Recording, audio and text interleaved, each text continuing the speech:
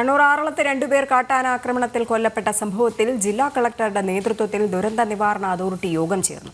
ആറളം ഫാമിനുള്ളിൽ തമ്പടിച്ചിരിക്കുന്ന ആനകളെ കാട്ടിലേക്ക് തുരത്തുന്നതിന് ആവശ്യമായ നടപടികൾ കൈക്കൊള്ളാൻ യോഗത്തിൽ തീരുമാനമുണ്ടായതായിട്ടാണ് സൂചന. അതിനിടെ സംഭവവുമായി ബന്ധപ്പെട്ട് വനംവകുപ്പ് മന്ത്രി കെ ശശീന്ദ്രന്റെ നേതൃത്വത്തിൽ ആറളം പഞ്ചായത്ത് ഓഫീസ് ഹാളിൽ സർവകക്ഷി യോഗം ചേരും. 3 മണിയോടെയാകും യോഗം ചേരുക.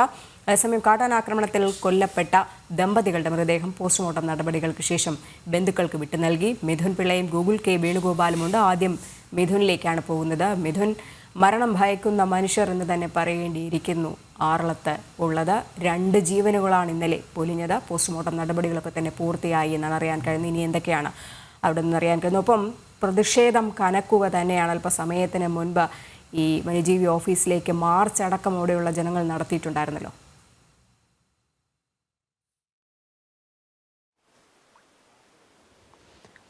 തീർച്ചയായും രജനി, വളരെ ദുഃഖകരമായൊരു സാഹചര്യത്തിലൂടെ തന്നെയാണ് ഈ ഒരു ആറളം മേഖല കടന്നു പോകുന്നതെന്ന് പറയാതെ വയ്യ.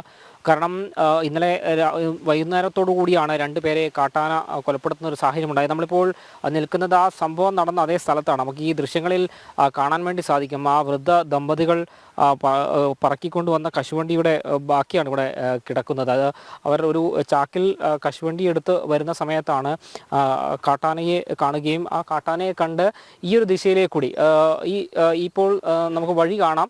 ആ വഴിയിലേക്ക് ഈ ഒരു വഴിയിലൂടെ അങ്ങോട്ടേക്ക് ഓടിപ്പോവുകയുമായിരുന്നു. എന്നാൽ പിന്നാലെ എത്തിയ കാട്ടാന ഈ വൃദ്ധ ദമ്പതികളെ പിടികൂടുകയും തുമ്പിക്കൈ കൊണ്ട് പിടികൂടി ഇവിടെ നിന്ന് ചവിട്ടി കൊല്ലുകയുമായിരുന്നു. നമുക്ക് ദൃശ്യത്തിൽ ഈ അവരുടെ വസ്ത്രത്തിൻ്റെയും ചെരുപ്പിൻ്റെയും ഒക്കെ ചെരുപ്പുമൊക്കെ നമുക്ക് ദൃശ്യത്തിൽ കാണാൻ വേണ്ടി സാധിക്കും. ഈ ഒരു സ്ഥലത്ത് വെച്ചിട്ടാണ് കാട്ടാനയുടെ ആക്രമണത്തിൽ 2 പേരും കൊല്ലപ്പെടുന്ന ഒരു സാഹചര്യം ഉണ്ടായിട്ടുള്ളത്. വളരെ വലിയൊരു പ്രതിഷേധമാണ് ഇതേ തുടർന്ന് ഇവിടെ ഉണ്ടാവുകയും ആ പ്രതിഷേധത്തിനൊടുവിൽ ഏതാണ്ട് ഇന്നലെ രാത്രി 12 മണിയോടുകൂടിയാണ് മൃതദേഹം ഈ ആശുപത്രിയിലേക്ക് മാറ്റാൻ ഈ നാട്ടുകാർ തയ്യാറായതുപോലും. ഇപ്പോഴും ആ ഒരു പ്രതിഷേധം നിലനിൽക്കുകയാണ്. പലയിടത്തായി ഇപ്പോൾ RRTയുടെ ഓഫീസിലേക്ക് ഉൾപ്പെടെ ആളുകൾ പ്രതിഷേധ മാർച്ചുമായി പോകുന്നതൊക്കെ നമ്മൾ അല്പം മുമ്പേ കണ്ടതാണ്. ഏതായാലും അല്പസമയം മുമ്പാണ് കണ്ണൂർ ജില്ലാ കളക്ടറുടെ നേതൃത്വത്തിൽ ഇവിടെ ഒരു ഈ യോഗം ചേരുകയും ആ യോഗം ഈ കാര്യങ്ങളൊക്കെ തന്നെ ചർച്ചയാവുകയും ചെയ്തിട്ടുണ്ട്. ഈ ആറളം ഫാമിൽ ജനവാസ മേഖലയിൽ തമ്പടിച്ചിരിക്കുന്ന കാട്ടാനകളെ കാട്ടിലേക്ക് തുരത്താനുള്ളൊരു ശ്രമം ഉണ്ടാകണമെന്നൊരു കാര്യങ്ങളൊക്കെ തന്നെ ഈ വിഷയങ്ങളൊക്കെ തന്നെ ചർച്ചയായതായിട്ടാണ് സൂചന. അതേസമയം ഇന്ന് വൈകുന്നേരം 3 മണിയോടുകൂടി കണ്ണൂരിലെത്തുന്ന വനം മന്ത്രി കെ ശശീന്ദ്രൻ ആറളത്തെ പഞ്ചായത്ത് ഹാളിൽ വെച്ച് ഈ നിലവിലെ ആറളത്തെ സാഹചര്യങ്ങളൊക്കെ തന്നെ വിലയിരുത്തിക്കൊണ്ട് സർവകക്ഷി യോഗം വിളിച്ചു ചേർക്കുമെന്നും പറയപ്പെടുന്നുണ്ട്. നിലവിലെ ആ സാഹചര്യത്തിൽ ജനങ്ങളുടെ പ്രശ്നത്തിനൊരു ശാശ്വതമായ പരിഹാരമാണ് വേണ്ടത്. താൽക്കാലിക പരിഹാരങ്ങൾ ഒന്നും തന്നെ അവർക്ക് സ്വീകാര്യമല്ല. അത്തരമൊരു നടപടിയിലേക്ക് പോയി കഴിഞ്ഞാൽ വീണ്ടും ശക്തമായ പ്രതിഷേധ പരിപാടികൾ ആരംഭിക്കാൻ തന്നെയാണ് നാട്ടുകാർ തീരുമാനിച്ചിരിക്കുന്നത്. ഏതായാലും നിലവിൽ ഈ ആന ചവിട്ടിക്കൊന്ന 2 പേരുടെയും, അതായത് വെള്ളിയുടെയും അതുപോലെ തന്നെ ഭാര്യ ലീലയുടെയും മൃതദേഹങ്ങൾ പരിയാരം മെഡിക്കൽ കോളേജ് ആശുപത്രിയിൽ നിന്ന് പോസ്റ്റ്മോർട്ടം നടപടികൾക്ക് ശേഷം ബന്ധുക്കൾക്ക് വിട്ടു നൽകിയിട്ടുണ്ട്. 3 മണിയോടുകൂടി ആ മൃതദേഹങ്ങൾ ഇവിടെ എത്തുകയും ആറളത്ത് സംസ്കരിക്കുകയും ചെയ്യുമെന്നാണ് നമുക്ക് മനസ്സിലാക്കാൻ വേണ്ടി സാധിക്കുന്നത്. രജനി, മിഥുൻ നേരത്തെ ഈ വെള്ളിയുടെ മകൻ ശ്രീധരനോട് ചോദിച്ചിട്ടുണ്ടായിരുന്നു. അപ്പോൾ അദ്ദേഹം പറഞ്ഞ ഒരു കാര്യമുണ്ട്, എനിക്കിപ്പോൾ എൻ്റെ അച്ഛനെയും അമ്മയുമാണ് നഷ്ടമായത്, ഇനി എൻ്റെ മക്കൾക്ക് എന്നെ നഷ്ടമാകുമോ എന്നുള്ളൊരു പേടി അതുപോലെ അവിടെയുള്ള എല്ലാ ജീവനുകൾക്കുമുണ്ട്. അതിനു വേണ്ട ഒരു ശാശ്വത പരിഹാരമാണ് വേണ്ടത്, അല്ലാതെ പ്രഹസനമാകുന്ന യോഗങ്ങളല്ല.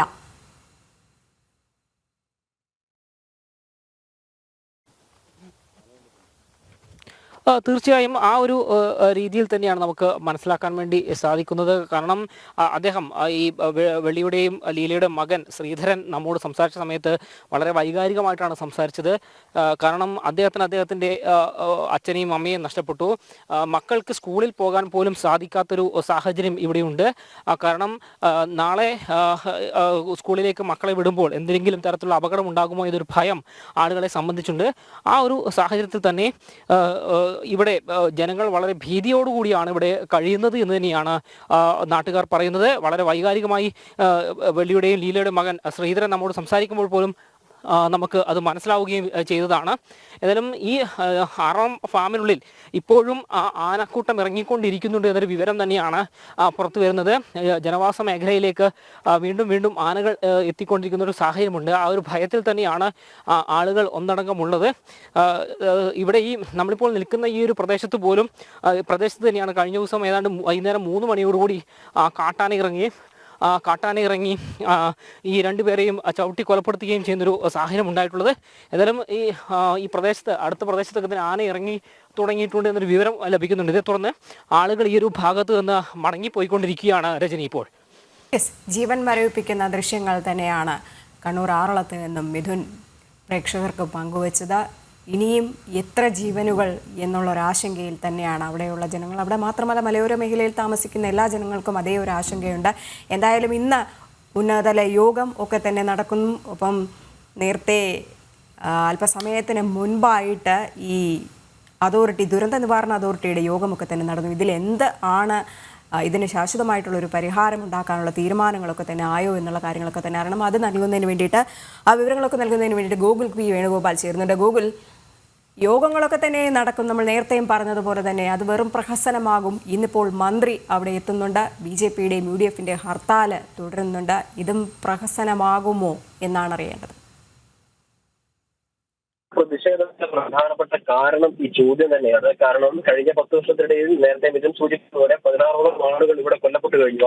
മാത്രം കാട്ടാനയുടെ അക്രമത്തിൽ കൊല്ലപ്പെട്ടു കഴിഞ്ഞു. ഈ സമയങ്ങളിലൊക്കെ ഇത്തരത്തിലുള്ള ചില യോഗങ്ങൾ ചേരുക, എന്തെങ്കിലുമൊക്കെ ധനസഹായം പ്രഖ്യാപിക്കുക ഒഴിച്ചു കഴിഞ്ഞാൽ ഇവരുടെ ജീവിതം സാധാരണ രീതിയിലേക്ക് എത്തുന്ന ഒരു നടപടിയിലേക്ക് എത്തിക്കാൻ വേണ്ടിയിട്ട് വനം വകുപ്പിനും സർക്കാരിനൊന്നും സാധിച്ചിട്ടില്ല. അതിന്റെ പ്രതിഷേധങ്ങളാണ് കഴിഞ്ഞ ദിവസങ്ങളിലൊക്കെ സബ് കളക്ടറും MLAക്കും ഒക്കെ നേരെ ഉണ്ടായിട്ടുള്ളത്.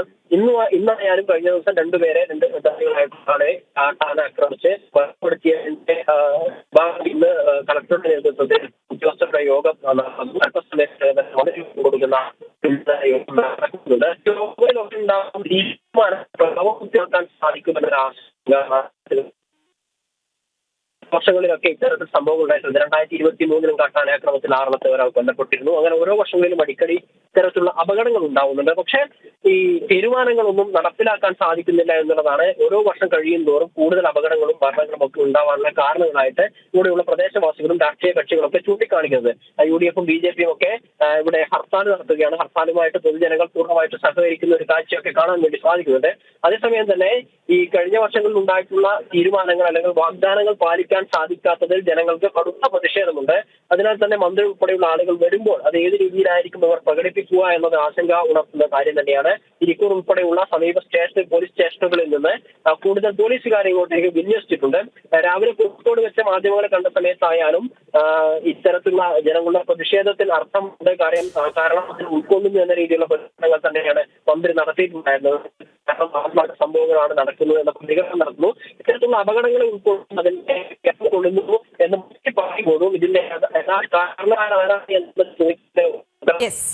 ഗോകുൽ, എന്താണ്, ആർക്കാണ്, എവിടെയാണ് പിഴവ് സംഭവിച്ചത്? ഇങ്ങനെ അടിക്കടി ആക്രമണങ്ങൾ ഉണ്ടാവുന്നു, ജീവനുകൾ പൊലിയുന്നു, ശാശ്വതമായ പരിഹാരം മാത്രം ഒരിടത്തും കാണുവാൻ സാധിക്കുന്നില്ല സർക്കാരിനെന്ന് തന്നെ വീണ്ടും പറയണം. ഒപ്പം ഈ പ്രതിഷേധങ്ങളൊക്കെ നടക്കുന്നതിനിടയിലേക്കാണ് മന്ത്രി അല്പസമയത്തിനകം തന്നെ ആറളം സന്ദർശിക്കും. സർവകക്ഷി യോഗത്തിലൊക്കെ തന്നെ പങ്കെടുക്കും. അപ്പോഴും ജീവനുകൾ ഓരോ ദിവസവും പൊലിഞ്ഞുകൊണ്ടേയിരിക്കുകയാണ്. അതിനു വേണ്ടിയിട്ടുള്ള പരിഹാരമാണ് ഇനി സർക്കാരിൻ്റെ ഭാഗത്ത് നിന്ന് ഉണ്ടാകേണ്ടത്. വിവരങ്ങൾ പങ്കുവയ്ക്കുകയായിരുന്നു ആറളത്ത് നിന്ന് മിഥുൻ, ഒപ്പം ഗോകുൽ K വേണുഗോപാലും.